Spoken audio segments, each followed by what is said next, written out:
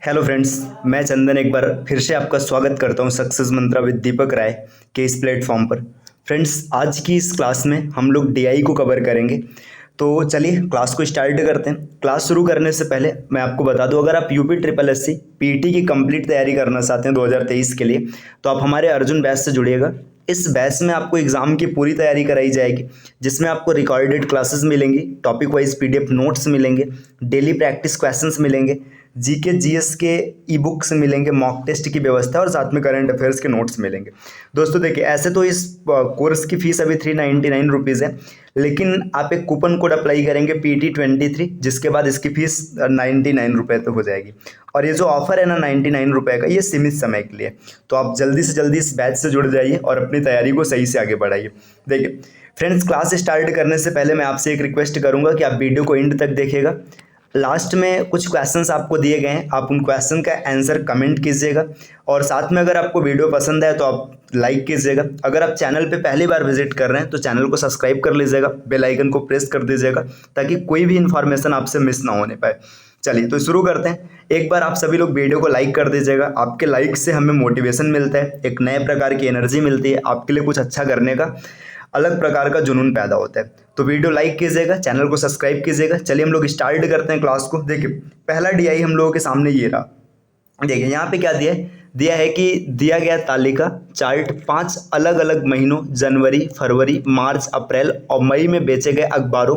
देखो अखबार में कौन कौन है, द हिंदू है और साथ में the economic, the times of India है। ठीक है, द टाइम्स ऑफ इंडिया के कुल संख्या को दर्शाता है। 5 अलग अलग महीनों में बेचे गए द हिंदू अखबारों की संख्या का प्रतिशत दिया गया। देखो यहाँ पे क्या दिया गया है ना, आपके पास इस डेटा में ना 2 पेपर है। एक पेपर आपका द हिंदू है ना, एक पेपर द हिंदू है और दूसरा पेपर क्या दिया गया, दूसरा पेपर यहाँ पे दिया गया है, यहाँ पे है the times of India, the times of India है ना, टाइम्स ऑफ इंडिया। ये 2 पेपर हैं जिनके बारे में डेटा दिया है। यहाँ पे देखो total number of news paper दिया है, यहाँ पे द हिंदू का परसेंट दिया है। तो सबसे पहले हम लोग इस चार्ट को डिकोड करेंगे मतलब चीज़ों को थोड़ा क्रम में लाएंगे कि कितने कितने किस कंपनी के पेपर्स बेचे गए। देखिए जनवरी, फरवरी, मार्च, अप्रैल, मई, है ना।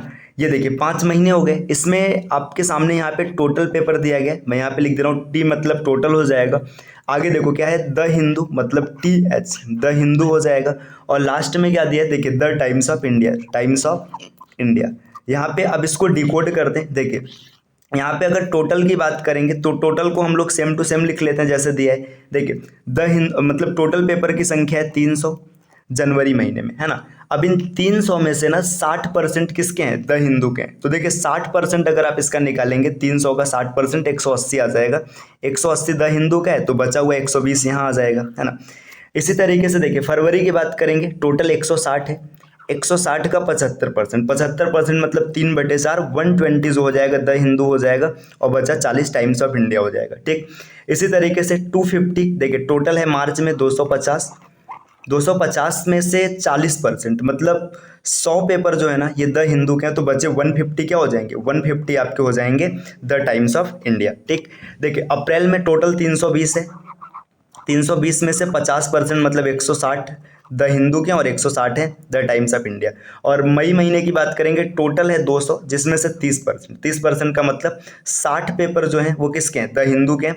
और इसके बाद जो बचे हुए पेपर हैं 140, ये किसके, ये द टाइम्स ऑफ इंडिया के हैं। तो हम लोगों ने पूरे जो ये चार्ट दिया गया था इसको हम लोगों ने डिकोड कर लिया है ना। इसका एक बार आप स्क्रीनशॉट ले लीजिएगा, स्क्रीनशॉट लेने से आपको क्वेश्चन देखने में आसानी मिलेगी। ठीक है, तो इसका स्क्रीनशॉट लीजिएगा। चलिए हम लोग आगे बढ़ते हैं। देखिए अब क्वेश्चन देखते हैं, क्वेश्चन क्या दिया है यहाँ पे। पहला क्वेश्चन दिया है कि जनवरी में बेचे गए द हिंदू, जनवरी में बेचे गए द हिंदू तथा मार्च में बेचे गए द इकोनॉमिक टाइम्स। देखिए यहाँ पे क्वेश्चन टाइप करते समय एक मिस्टेक हो गया हमारे टाइपिस्ट, उन्होंने क्या किया है कि द टाइम्स ऑफ इंडिया को हर जगह द इकोनॉमिक टाइम्स टाइप कर दिया है ना। तो जो ये द इकोनॉमिक टाइम्स है आप यही मान के चलिएगा कि द टाइम्स ऑफ इंडिया की जगह पे इसको गलती से प्रिंट कर दिया गया। तो बात वही है, आपके सामने वहाँ पे 2 पेपर थे, यहाँ पर भी 2 पेपर थे। आपको पेपर नहीं देखना है, आपको डीआई सीखना है ना।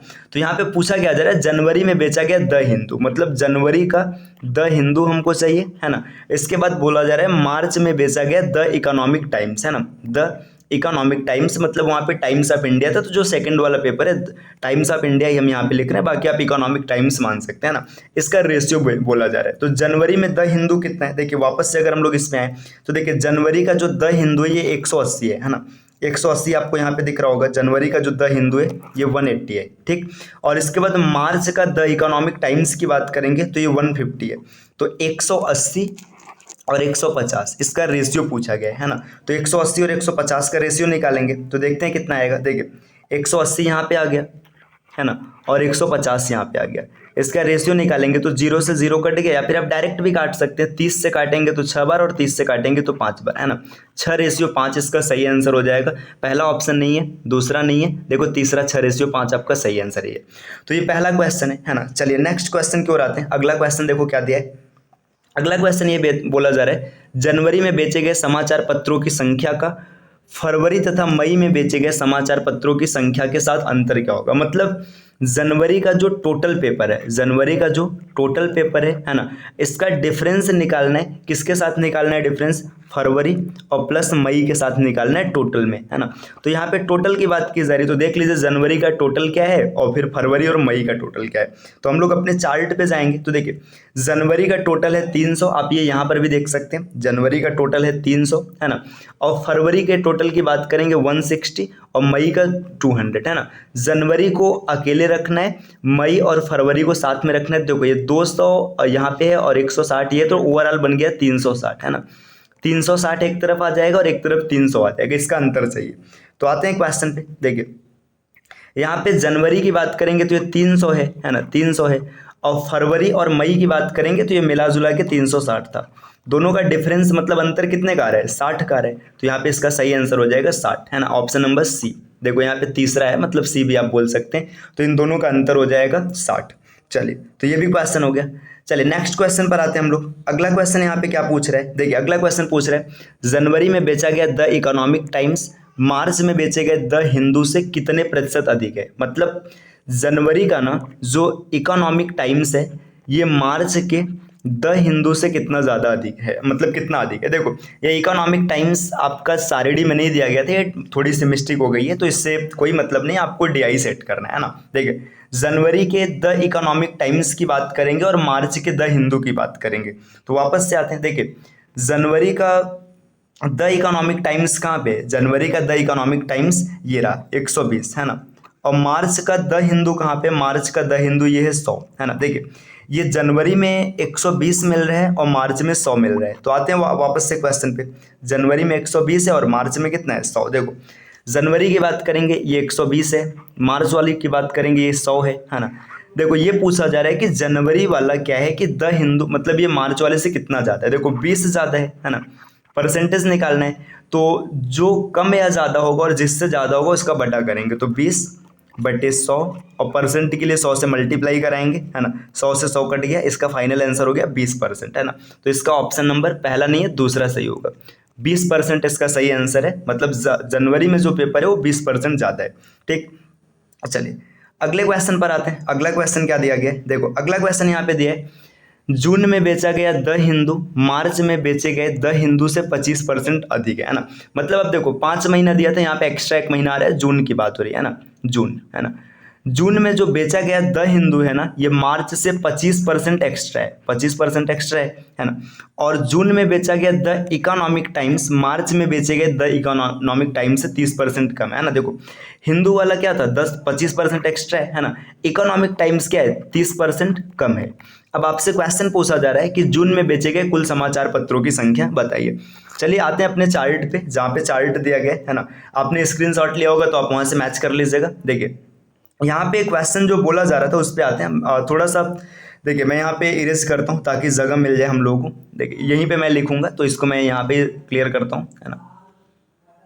रुकिए, देखिए यहाँ पे क्वेश्चन में क्या बोला जा रहा है कि जनवरी का जो द हिंदू है ये 25% ज़्यादा है ना। तो देखो जनवरी के द हिंदू की बात करेंगे तो देखो जनवरी में द हिंदू की बात करेंगे तो यहाँ पे कितना है 180 है ना। रुकिए क्वेश्चन में मैं कुछ मिस कर रहा हूँ क्या, 1 मिनट रुकिएगा। अच्छा ये बोला जा रहा है जून में जो द हिंदू है मार्च से 25% एक्स्ट्रा है, मतलब जून और मार्च का रिलेशन दिया गया है, ठीक। तो देखिए जून के द हिंदू की बात करेंगे तो जून का द हिंदू कितना है जून का द हिंदू मार्च के द हिंदू से 25% एक्स्ट्रा है ना। तो जून में अगर बात करेंगे, देखिए मार्च में, यहाँ पे मैं कलर चेंज करके दिखाता हूँ, मार्च में 100 है टोटल, है ना। तो जून की बात करेंगे, जब 25% एक्स्ट्रा हो जाएगा तो जून में द हिंदू 125 हो जाएगा, क्योंकि 25% एक्स्ट्रा है। इसी तरीके से जब बात करेंगे इकोनॉमिक टाइम्स की, तो ये 30% कम है, देखिए इससे 30% कम है, तो 10% की वैल्यू कितनी, 15 हो जाएगी। 30% की वैल्यू कितनी हो जाएगी, 15 दिया 45, है ना। तो जब जून के इकोनॉमिक टाइम्स की बात करेंगे तो ये 150 से ना 45 कम हो जाएगा, और 45 कम कर दे कितना आंसर आ जाएगा, 105, है ना। ये 105 हो गया।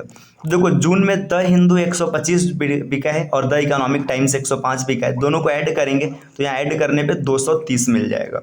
तो जून में जो टोटल पेपर बिके हैं इसकी संख्या कितनी है, 230 है। चलिए देखते हैं क्वेश्चन पे 230 कहाँ पर है ना। रुकिए, ये रहा, ठीक है, ये क्वेश्चन है। देखिए यहाँ पे बोला जा रहा है 230, ऐसे पहले ही ऑप्शन में आंसर मैच कर गया।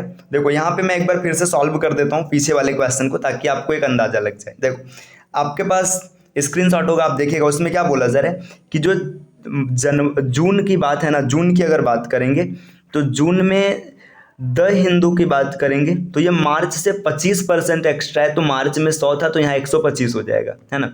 और जब द इकोनॉमिक टाइम्स की बात करेंगे तो ये 30% कम है, वहाँ पे 150 था, 150 से 30% कम मतलब 70% चाहिए। परसेंट निकालने के लिए 100 से गुणा करेंगे, है ना, यहाँ पे 105 मिल जाएगा, और दोनों को ऐड करेंगे तो 230 आंसर हो जाएगा। चलिए अगले क्वेश्चन पर आते हैं। अगला क्वेश्चन क्या है, अगला क्वेश्चन बोला जा रहा है सभी महीनों में बेचे गए द हिंदू और द इकोनॉमिक टाइम्स का अनुपात बताइए। मतलब जितने भी है ना, सभी महीने में द हिंदू को एक तरफ कर लेंगे और द इकोनॉमिक टाइम्स को एक तरफ कर लेंगे, और इसका रेशियो क्या होगा यही आपको बताना है। तो चलिए देख लेते हैं कि सभी महीनों में बेचे गए का अनुपात क्या है। देखिए ये हमारा DI रहा। देखिए सभी महीनों में द हिंदू की अगर बात करेंगे, रुकिए मैं यहाँ पे थोड़ी सी जगह बना लेता हूँ, रुकिए। देखिए सभी महीनों में अगर द हिंदू की बात करेंगे तो द हिंदू का डेटा ये रहा, है ना। अब कलर चेंज करते हैं ताकि आपको दिखे, देखो ये रहा, है ना। अब इन सबको ऐड करेंगे, द हिंदू की बात करेंगे, देखिए 180 और 120, आपके सीधा सीधा 300 हो जाएगा, यहाँ पे जुड़ेगा 100 मतलब 400, ये 560 और 620, है ना। ये रेशियो द हिंदू का 620 आ गया नंबर, है ना। द इकोनॉमिक टाइम्स की बात करेंगे 120 और 40, 160 और 150 मतलब 310, 310 में 160 जोड़ेंगे तो 470, यहाँ पे 470 में 140 जोड़ेंगे तो 610, है ना, 610, है ना। रेशियो निकालेंगे, 0 से 0 कट गया, 62 रेशियो 61, है ना, 62 रेशियो 61, है ना। ये आपका सही आंसर होगा। तो चलिए देख लेते हैं कहाँ पर है 62 रेशियो 61, जहाँ पर होगा वही सही आंसर होगा, है ना। ये क्वेश्चन रहा। देखिए 62 और 61 का रेशियो कहीं पहला नहीं है, दूसरा नहीं है, तीसरा नहीं है, मतलब इसमें से नन ऑफ दीज ऑप्शन होगा, है ना। कोई भी ऑप्शन ऐसा नहीं है जो कि मैच कर रहा है। चलिए तो हम लोगों ने एक DI के 5 क्वेश्चंस को पूरा सॉल्व किया है। अब आते हैं नेक्स्ट DI पे। देखिए अगली DI क्या है, यहाँ पे अगला DI कुछ ऐसा दिया है, देखिए कि यदि सभी कॉलेज में विद्यार्थियों की कुल संख्या 2000 है, ठीक। देखो जितने भी मतलब यहाँ पे डेटा दिए गए हैं PQRST, जो टोटल नंबर ऑफ स्टूडेंट है ये 2000 है ना, मतलब टोटल स्टूडेंट कितने हैं, 2000 है। अब आपसे पूछा जा रहा है कि निम्नलिखित प्रश्नों का उत्तर दीजिए। तो सबसे पहले तो यहाँ पे इस DI को डिकोड करना पड़ेगा, क्योंकि ये डायरेक्ट डेटा दिया ही नहीं। तो चलिए डिकोड करते हैं। देखिए PQRST, है ना। यहाँ पे देखिए क्या क्या डेटा मिल रहा है हमको। एक मिल रहा है परसेंटेज ऑफ स्टूडेंट्स, तो यहाँ पे हम लोग परसेंटेज को अगर नंबर में कन्वर्ट करेंगे तो हमें मिलेगा यहाँ पे टोटल स्टूडेंट। तो हम लोग बात करते हैं टोटल, है ना, कि टोटल कितना है। फिर आगे दिया है ना ratio of student who pass and fail, मतलब यहाँ पे हम लोग पास की बात कर लेंगे और यहाँ पर फेल की बात कर लेंगे। देखिए अगर 2000 का 25% निकालेंगे तो 2000 का 25% आएगा 500। जो कॉलेज P है ना, कॉलेज P में टोटल 500 स्टूडेंट है, जिसमें से कितने, देखो 7 और 3 का रेशियो है, 7 और 3 कितना होता है, 7 और 3 10, है ना। तो 500 की वैल्यू है 10, तो 1 की वैल्यू कितनी 50 और 7 की वैल्यू 350। तो 350 बच्चा ऐसा है जो कि पास हो रहा है। अगर 350 पास है तो फेल कितना 150, ठीक।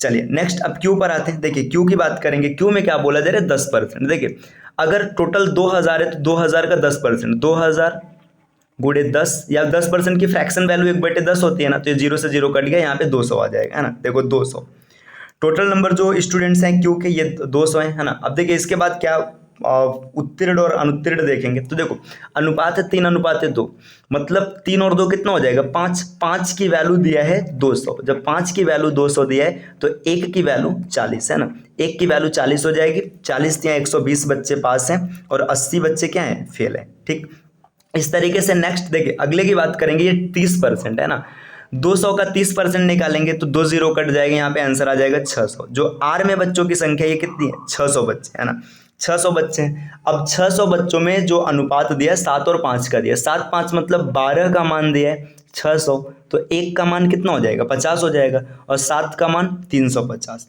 ये 350 और यहाँ पर 250। ठीक, अब देखिए अगले स्टूडेंट अगले कॉलेज की ओर देखते हैं, स्कूल की ओर। देखो यहाँ पे क्या दिया 20%, 20% का मतलब 2000 का 20% होता है 400। 400 में से देखिए अब यहाँ पे देखो 5 और 3 8, 8 का मान दिया है 400, तो 1 का मान हो जाएगा 50। 250 बच्चा पास है और 150 बच्चा फेल है। ठीक, चलिए लास्ट में देखो ये 15% है ना, 2000 का 15% हो जाएगा 300। 300 में देखो 2 3 5, 5 का मान दिया है 300, तो 1 का मान हो जाएगा 60। 120 बच्चा पास है और 180 बच्चा फेल है। देखो हम लोगों ने पूरी तरीके से इस डीआई को डिकोड कर लिया ना, डिकोड करने पे हमको एक चार्ट मिल गया। आप लोग इसका स्क्रीनशॉट ले लीजिएगा है ना, ताकि आप आसानी से क्वेश्चन को देख पाएं, या फिर आप कॉपी में नोट कर लीजिए। चलिए हम लोग क्वेश्चन की ओर आते हैं। देखिए अब अगला इसमें क्वेश्चन क्या दिया है, पहला क्वेश्चन यहाँ पे बोला जा रहा है कॉलेज पी के उत्तीर्ण तथा कॉलेज टी के अनुत्तीर्ण विद्यार्थियों का अनुपात। देखो कॉलेज पी में ना जो बच्चे पास हो रहे हैं उनको लेना है, और रेशियो निकालना है कॉलेज क्यू के जो बच्चे फेल हो रहे हैं, है ना।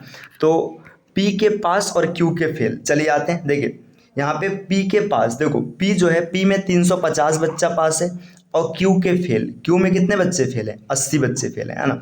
तो यहाँ पे 350 और 80 इसका रेशियो सेट करना है, तो यहाँ पे अगले पेज पर आ जाते हैं। देखिए 350 और 80 का रेशियो सेट करना है, लिखेंगे ये 350 है ना, और ये 80 है ना। अब इसके बाद यहाँ पे रेशियो आ जाएगा 35:8, कोई ऑप्शन मैच नहीं कर रहे हैं। Question P, sorry sorry sorry sorry sorry, देखो देखो देखो देखो मैंने क्या गलती कर दी, यहाँ पे टी बोला है, टी है ना, हल्की सी सावधानी हटी और दुर्घटना घटी, है ना। पता नहीं कहाँ दिमाग था, मैंने देखा ही नहीं क्वेश्चन पूरा, है ना। चलिए देखते हैं। देखो अब टी है ना, तो थोड़ा सा चेंज कर लेते हैं। यहाँ पे टी आएगा भैया, रुको रुको रुको रुको, यहाँ पे टी आएगा, है ना। चलिए ऐसा हो जाता है कभी कभी, यहाँ पे कॉलेज टी की बात हो रही है ना, तो आते हैं कॉलेज टी पे, देखते हैं कॉलेज टी कहाँ है भैया। कॉलेज टी ये रहा, टी के फेल हैं 180, है ना, 180 ये रहा, ये ठीक। चलिए अब टी के फेल की बात करेंगे तो यहाँ पे 180 आ जाएगा, ये आपका हो जाएगा 180, है ना। 180 जैसे ही सेट करेंगे तो यहाँ पे देखिए 35 और 18 का रेशियो बनेगा। 35 18 पहला ऑप्शन नहीं है, दूसरा नहीं है, तीसरा ऑप्शन सही हो जाएगा। देखिए यहाँ पे एक ऑप्शन ये भी देना 18 35, अगर ये डेटा उलट देता है, ऐसे बोल देता ना कि कॉलेज टी के फेल और पी के पास बताइए, तब ये आंसर उलट जाता है। ठीक है, अभी उल्टा नहीं है तो आपका सही है। ठीक, तो चलिए हमने एक क्वेश्चन सॉल्व किया, अगले क्वेश्चन पर आते हैं। देखिए अगला क्वेश्चन क्या बोला जा रहा है, अगला क्वेश्चन कुछ ऐसा है, यदि कॉलेज टी के कुल विद्यार्थियों में 60% लड़के हैं। देखो अब कॉलेज टी जो है ना, यहाँ पे मैं अभी सेट कर रहा हूँ, बाकी उसको डिकोड करेंगे। देखो टी है, टी में क्या होगा, बॉय प्लस गर्ल दोनों होंगे, है ना, दोनों होंगे।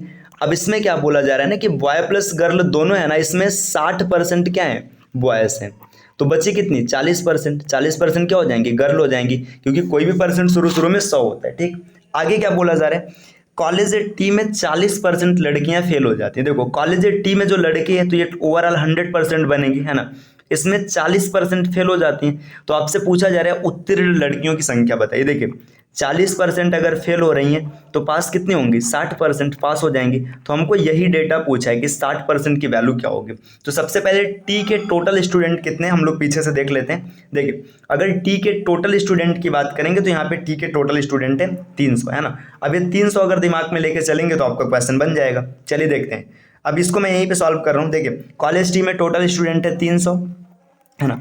300 को जब बॉय और गर्ल में बांटेंगे तो ये देखिए 60% मतलब 180 क्या हो जाएगा लड़का हो जाएगा, ये परसेंट है ना। 40% मतलब कितना 120 क्या हो जाएंगी लड़की हो जाएंगी। ठीक, अब लड़कों के बारे में कुछ नहीं बोला है तो लड़कों को स्किप करते हैं ना, लड़कियों पर आते हैं। लड़कियों के बारे में क्या बोल रहे हैं, 40% लड़की फेल हो गई। देखो यहाँ पे जो 120 है ना, इसका 40% क्या हो रहा है फेल हो रहा है, और 60% क्या हो रहा है पास हो रहा है ना। अब यहाँ पे आपसे अगर फेल का डेटा पूछा होता तो आप 12 चौका 48 आंसर बताते। अब फेल का नहीं पूछा है, पास का पूछा है ना। तो देखिए यहाँ पे पास का पूछा है तो 12 छः का 72 है ना, 72 ऑप्शन हो जाएगा इसका सही, है ना। आंसर मैच नहीं कर रहे रुके देखते हैं 1 मिनट, या तो आंसर गलत लिखा होगा या तो कुछ हम लोगों ने गलत निकाला है ना। टी में टोटल 300 है, सही है ना। ये 15% है, 2000 का 15%, 300, सब कुछ सही है ना। मतलब यहाँ पे क्या हुआ है कि क्वेश्चन का जो ऑप्शन है ना, ऑप्शन थोड़ा सा मिसमैच है, ठीक है, कोई दिक्कत नहीं, आपको क्वेश्चन करने का तरीका आना चाहिए। यहाँ पे 144 को हटा करके 72 लिख लेते हैं ना, 72 आपका सही आंसर होगा, है ना। तो देखिए आपको क्वेश्चन का तरीका सीखना है, पैटर्न सीखना है, ये ऑप्शन पे आपको नहीं जाना है। ये टाइपिंग की मिस्टेक थोड़ी बहुत हो जाती है, टाइपिस्ट से आगे बोल देंगे भैया ऐसी मिस्टेक आपको नहीं करना है, ठीक है। तो देखिए इसका सही आंसर हो जाएगा 72। एक बार फिर से देख लो, कॉलेज टी में टोटल कितने स्टूडेंट हैं, 300 हैं। मैं कलर चेंज कर लेता हूँ, है ना। कॉलेज टी में कितने स्टूडेंट हैं, 300 स्टूडेंट हैं। ओके, कलर, चलिए ठीक है। अरे ये क्या हो रहा है, देखिए कॉलेज टी में टोटल 300 स्टूडेंट है, ठीक, ये टोटल 300 स्टूडेंट है ना। अब 300 स्टूडेंट में क्या है कि 60% मतलब 180 बॉयज़ है ना, बॉयज़ हैं, है ना। 40% मतलब 120 गर्ल्स हैं, है ना। इसमें से 40% लड़कियां फेल हो जाती हैं, मतलब 48 लड़कियां फेल हो गई। तो पास कितनी लड़कियां होती हैं, आप इसको चाहे माइनस कर लो चाहे डायरेक्ट निकाल लो, 72 लड़कियां, है ना। तो ये आंसर सही होगा, यहाँ पे आंसर की थोड़ी सी मिस्टेक है। चलिए अगले क्वेश्चन पे आते हैं। देखिए अगला क्वेश्चन क्या बोला जा रहा है, कॉलेज कॉलेज एस के अनुत्तीर्ण बच्चे कॉलेज क्यू के उत्तीर्ण बच्चों से कितने प्रतिशत कम या अधिक है। देखो यस के हमें फेल वाले बच्चे चाहिए, है ना, यस के फेल वाले बच्चे चाहिए और क्यू के पास वाले बच्चे चाहिए। तो चलिए देखते हैं यस का फेल और क्यू का पास कितने कितने हैं। देखिए यस में आपको फेल स्टूडेंट्स चाहिए, तो देखो यस की बात करेंगे तो यस ये रहा 400 बच्चे, इसमें फेल की बात करेंगे तो 150, है ना, 150 फेल है। और क्यू के पास की बात करेंगे तो 120, है ना। मतलब यस में 150 फेल है और क्यू में 120 पास है। तो यहाँ पे लिख लेते हैं, देखिए यस की अगर फेल की बात करेंगे तो 150 है ना, 150, और क्यू के पास की बात करेंगे तो 120 है। अब क्वेश्चन क्या पूछ रहे हैं कि यस के जो फेल बच्चे हैं ना, क्यू के पास से कितना कम या ज़्यादा है। देखिए जो एस के फेल हैं 150 हैं, क्यू के पास 120 है, मतलब ये 30 ज़्यादा है ना, 30 ज़्यादा है। किससे ज़्यादा है, 120 से ज़्यादा है। परसेंट निकालना है तो 30 बटे 120 और गुणे में 100, है ना।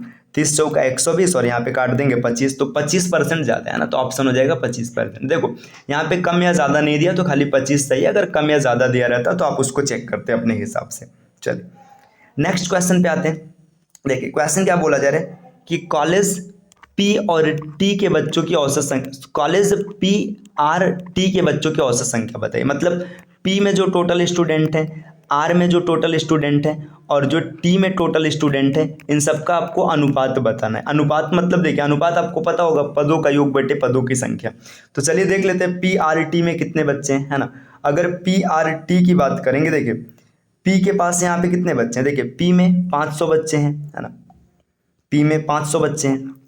टी में देखिए आर में 600 बच्चे हैं, 6 5 1100, और टी में 300 है, 1400। तो टोटल 1400 बच्चे हैं और कितने कॉलेज में, 3 में, तो आपका एवरेज कितना हो जाएगा, एवरेज आपका 1400 बटे 3, है ना। तो यहाँ पे अगर इसका ऑप्शन देखा जाए तो इसका सही ऑप्शन हो जाएगा 1400 बटे 3, मतलब पहला ऑप्शन सही है, ठीक। चलिए अब आते हैं अगले क्वेश्चन पे। देखिए अगला क्वेश्चन है सभी कॉलेज में फेल विद्यार्थियों की का कुल प्रतिशत क्या होगा। मतलब जितने भी कॉलेज है ना, सभी कॉलेज में थोड़े थोड़े फेल हुए हैं, तो पूछा जा रहा है कि जो ओवरऑल फेल स्टूडेंट है ना, इनका परसेंट क्या होगा। मतलब जितने भी फेल हुए हैं सबका टोटल परसेंट कितना हो जाएगा। तो चलिए सभी फेल को मैं यहाँ पे कैलकुलेट करता हूँ। देखिए यहाँ पे अगर देखा जाए ना कि सभी फेल की बात करेंगे, रुके थोड़ी सी जगह मैं यहाँ पे क्रिएट कर लेता हूँ लिखने के लिए, रुको रुको रुको, अरे ये क्या हो रहा है भाई। चलिए देखिए यहाँ पे अगर ओवरऑल फेल की बात करेंगे ना, ओवरऑल फेल कितना है, देखो यहाँ पे 150 फेल है ना, 150, यहाँ पे 80 है, यहाँ पे 250 है, फिर से 150 है, फिर 180, सबको जोड़ेंगे। देखिए थोड़ा तरीके से आप जोड़ेंगे तो सही हो जाएगा, देखिए जल्दी हो जाएगा। 150 150 300, है ना, 300 में 250 जोड़ेंगे तो 550, है ना, और 550 में 100 जोड़ेंगे तो 650, है ना, 650 में 160 जोड़ेंगे। देखिए 650 और 160, है ना, इसको कैलकुलेट करेंगे तो आंसर 810 आएगा। तो जो टोटल फेल स्टूडेंट है ये कितने हैं, 810, है ना। तो टोटल फेल स्टूडेंट यहाँ पर है 810, 810 है। अब 810 फेल है, बाकी पूरे कॉलेज में कितने बच्चे थे, 2000 थे, है ना, 2000। अब इससे इनका परसेंट सेट करना है तो 100 से गुणा कराएंगे, 2 जीरो से 2 जीरो कैंसिल हो गया, 0 से 0 कट गया, 81/2, मतलब यहाँ पे आंसर आ जाएगा 40.5, है ना। तो 40.5% स्टूडेंट टोटल फेल हो गए, है ना। अब यही पास पूछा होता तो आप इसको 100 से माइनस कर लेते, है ना। क्लियर हो गया। चलिए अगले क्वेश्चन पे आते हैं। देखिए यहाँ पे देखिए अगला एक डीआई दिया गया है ना। तो ये डीआई आपको क्या दिया है, दी गई तालिका में 4 अलग अलग स्कूल है जिसमें भौतिकी, रसायन विज्ञान और मतलब भौतिकी विज्ञान, रसायन विज्ञान और जीव विज्ञान को पसंद करने वाले छात्रों की संख्या को दर्शाएगा, है ना। देखो ये फिजिक्स वाले हैं सब, है ना, ये केमिस्ट्री वाले हैं और ये बायो वाले हैं। देखो ये डायरेक्ट डेटा दिया, इसमें डिकोड करने की जरूरत नहीं है ना। तो इसको आप खुद से सॉल्व करिएगा। इसके कुछ क्वेश्चंस मैं आपको दे रहा हूँ, इस क्वेश्चन को ना आप कमेंट करिएगा, है ना। आपका जो भी आंसर आएगा कमेंट करना। देखो पहला क्वेश्चन यहाँ पे क्या दिया गया, पहला क्वेश्चन दिया गया स्कूल ए और सी में फिजिक्स पसंद करने वाले बच्चे, मतलब ए और सी के फिजिक्स वाले एक साथ आ जाएंगे। फिर आगे बोला जा रहा है का अनुपात स्कूल बी में बी और डी के केमिस्ट्री वाले सब एक साथ आ जाएंगे। इनका रेशियो पूछा है, मैंने यहाँ पे ऑप्शन नहीं दिया है, आप इसका आंसर निकाल करके कमेंट कीजिएगा, ठीक है। चलिए अगले क्वेश्चन पर आते हैं। देखिए अगला क्वेश्चन क्या दिया है, अगला क्वेश्चन भी यहाँ पे एक क्वेश्चन दिया गया है कि फिजिक्स पसंद करने वाले सभी विद्यार्थियों का अंतर बायोलॉजी पसंद करने वाले सभी विद्यार्थियों के साथ क्या होगा। इसका भी आंसर आप कमेंट कीजिएगा। चलिए अगले क्वेश्चन पे आते हैं। देखो एक डीआई में ऐसे तो आते 5 क्वेश्चन है, लेकिन मैं यहाँ पे खाली 2 क्वेश्चन दिया हूँ, आप इसका आंसर कमेंट कीजिएगा। आगे से आपको धीरे धीरे ना सभी स्लाइड्स मतलब मिलने लगेंगे, 5 के 5 क्वेश्चन मिलेंगे, है ना, ऑप्शन के साथ। देखिए अगला डेटा यहाँ पे दिया है, देखो क्या दिया है, अलग अलग बैंकों में खोले गए बचत खाता और चालू खाता के संबंध में जानकारी दी गई है, जिसके आधार पर निम्नलिखित प्रश्नों का उत्तर दीजिए, है ना। देखो यहाँ पे ये टोटल अकाउंट है ना। ये देखो परसेंट दिया किसका, सेविंग अकाउंट का। ऐसा क्वेश्चन अभी आपने पीछे किया था, ये सेविंग का परसेंट है ना। तो आप करंट का भी परसेंट निकाल लेंगे। आप अब इसको डिकोड कर लीजिएगा और डिकोड करने के बाद आपके सामने यहाँ पे एक क्वेश्चन रखा गया है। इसमें देखो क्वेश्चन क्या है कि इंडियन बैंक में खोले गए चालू खाता और केनरा बैंक में खोले गए बचत खाता का अनुपात बताइए, है ना। इसको सही करिएगा। देखो यहाँ पे मैंने ऑप्शन इसलिए नहीं दिया ताकि आप तुक्का न लगाइए, आप क्वेश्चन को सॉल्व करिए और उसका सही आंसर कमेंट कीजिए, ठीक। तो उम्मीद है कि आपको वीडियो पसंद आया होगा, है ना। आप पूरा देखिएगा और साथ में अगर आपको पीटी की कंप्लीट तैयारी करनी है तो आप हमारे channel success Mantra with Deepak Rai के साथ जुड़ जाइएगा, है ना। और आप चैनल को सब्सक्राइब कर लेना, वीडियो को लाइक कर देना और जो भी आपके विचार हो आप इसको कमेंट जरूर कीजिएगा, है ना। जो भी आपको लगता है पसंद आया तो भी, नहीं पसंद आया तो भी आप कमेंट करिए। चलिए तब मिलते हैं अब आपसे अगले वीडियो में, तब तक के लिए take care, bye bye and thank you.